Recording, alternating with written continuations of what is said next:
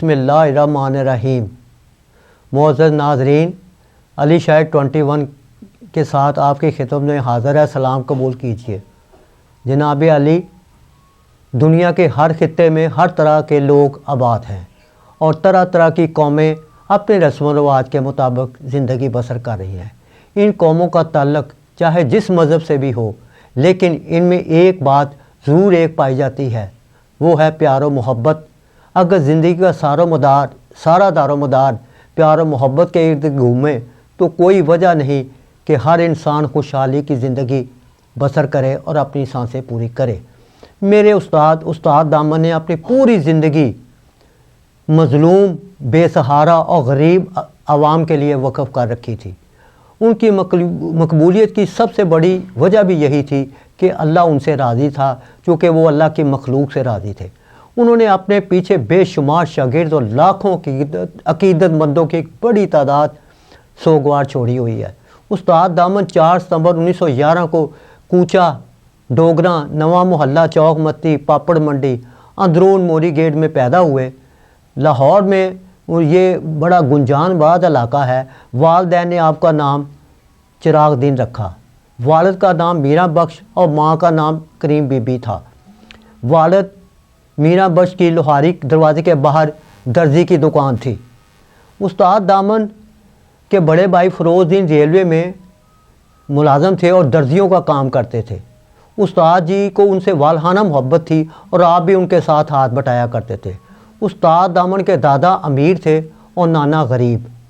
जब उनके घर के हालात कुछ ऐसे हुए कि चाचाओं ने और दादा के नारवा सलूक ने उनको दिल बर्दाश्त कर दिया, वो अपने नाना और नानी के घर वाक़या बग़बानपुरा चले गए। वहाँ वो जाकर उन्होंने भी वो दर्जी का काम सीखा और जर्मन एक फर्म थी, जर्मन टेलरिंग के नाम से उन्होंने वहाँ से डिप्लोमा भी लिया। बचपन में आपका रुझान पढ़ने लिखने पर था, मगर घर के हालात माली तौर पर ठीक ना थे। सो उन्होंने टेलरिंग का काम सीखा और साथ साथ पढ़ाई जारी रखी। उन्होंने इस्लामी तालीम भी हासिल की और अल्लाह के फजल व करम से वो हाफ़िज़ कुरान भी थे। और एक बात ये मैं ज़रूर करता चलूँ कि वो उन्होंने मैट्रिक 1932 में पंजाब यूनिवर्सिटी से किया। गोल मटोल जुस्से वाले उस्ताद दामन मोहल्ले में बहुत शरारती थे। एक मरतबा उन्होंने मोहल्ले के एक लड़के का सर फाड़ दिया। मोहल्लेदारों के वो घर वाले जिसका बच्चे का सर फटा, वो आ गए, शिकायत की कि वो आपके बेटे ने हमारे बेटे का सर फाड़ दिया। उस्ताद जी बहुत उससे डर गए और घर में ना आए।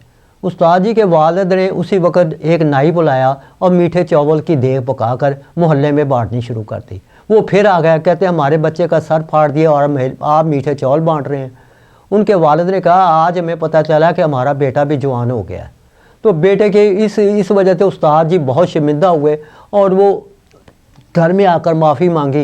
वो बहुत बचपन में शरारती थे। एक मरतबा बागवानपुरे के करीब नहर का पुल है, उस पर बैठे हुए रात 12-1 बजे के करीब वो अपने दोस्तों के साथ ना कुछ गाते। वो अमूमन ये टप्पे वगैरह भी बचपन में गाते थे। तो एक पुलिस आई और पुलिस सबको पकड़ के थाने में ले आई और वो अंदर SHO कहने लगा ये क्या बार शोर मचा हुआ है। वो कहते हैं ये लड़के पकड़ के लाए हैं, ये आवारा हैं जी और ये असामियाँ हैं।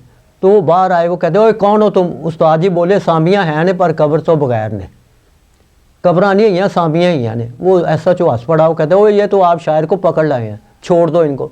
तो वो छोड़ दिया गया। बाहर क्या है, उस्ताद जी बचपन का एक वाक़या अक्सर मुझे सुनाया करते थे।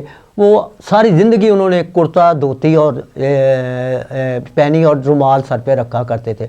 वो कहते जब मेरी माँ सुबह उठती तहज्जुद के वक़्त तो वो एक सितारा देखती। हमारे घर में घड़ी वगैरह नहीं थी। जब वो सितारा आता तो मेरी माँ को पता चल जाता कि इस वक्त सुबह के 4 बजे हैं, 5 बजे हैं। तो वो मेरे वालिद साहब के लिए, भाई के लिए खाना बनाती। तो वो अपना रेलवे में चले जाते। तो उस वक्त मैंने बचपन में ये शेर लिखे, तारे दे वेख दियाँ, घुग्गू दे बोल दियाँ, बूए दे खोल दियाँ, मैं हुणे हाज़र होया वां, मैं हुणे आन खलोया वां। बुक्कल पे ठरदी है मैली जी वर्दी है, वर्दी ते डब्बे ने, ये वेखो डब खड़ब्बे ने, नोटां दे थब्बे ने, मर मर के लब्बे ने, میں ہونے حاضر ہویا ہوا، میں ہونے حاضر ہویا ہوا۔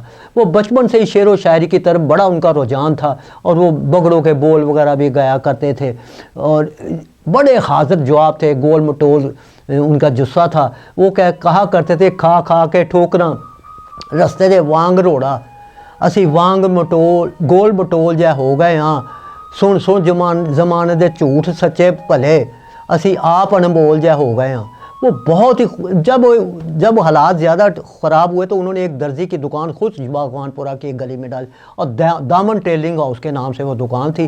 تو اس وقت پارٹیشن سے پہلے کی یہ بات ہے، تو کارپوریشن والے آئے، ان کا وہ تھڑا گرا کے چلے گئے، اور کارپوریشن تھڑا گرا کے چلے گئے تو استاد دامن پھر اٹھے، اور اسی وقت فل بدی انہوں نے شعر کہے، آج زمین تے ٹیکس، مکان تے ٹیکس، اتنے درڑے تے ٹیکس، دکان تے ٹیکس لگا، اتنے ڈیوڑی تے ٹیکس، دلان تے ٹیکس لگا، ہو رہا ہر انسان تے ٹیکس، روٹی بھکھیا نو کدے دے نہیں، لا دیو دینے رج کھان تے ٹیکس، لگ گئی برمار ٹیکساں دی، آن والے مسافر مہمان تے ٹیکس، ایسے واسطے دامن میں بولدا نہیں، کتے لگ نہ جائے زبان تے ٹیکس۔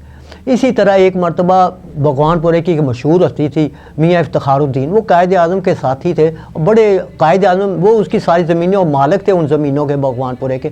وہ استاد دامن کے پاس آ گئے اور کہنے لگے کہ جی ہمارا ایک فنکشن ہے، آپ اس میں آ کے بولیں۔